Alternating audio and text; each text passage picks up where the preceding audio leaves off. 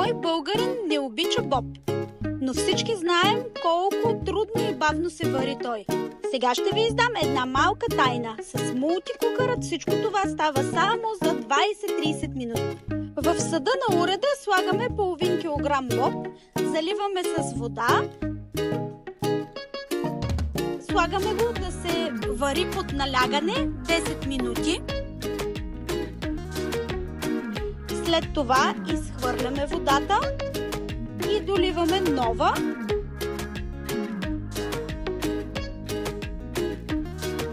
Слагаме и зеленчуците, малко олио и оставяме бобът да се вари под налягане 20 минути.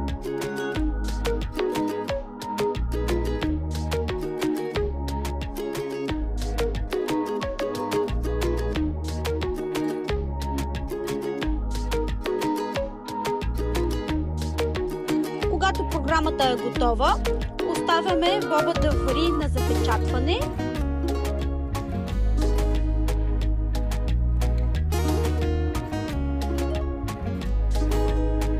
А ние през това време си приготвяме на котлона за пръшката. По стандартния начин.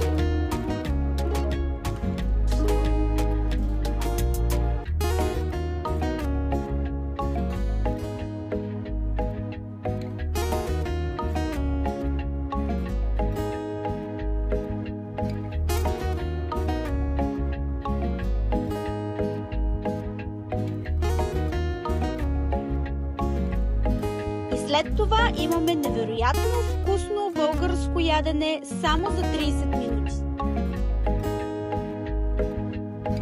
За още вкусни и лесни рецепти с мултикукър се абонирайте за Delicious Vibes, канала за кулинарни изкушения. Всяка седмица показваме нова рецепта, която да сготвите във вашия мултикукър.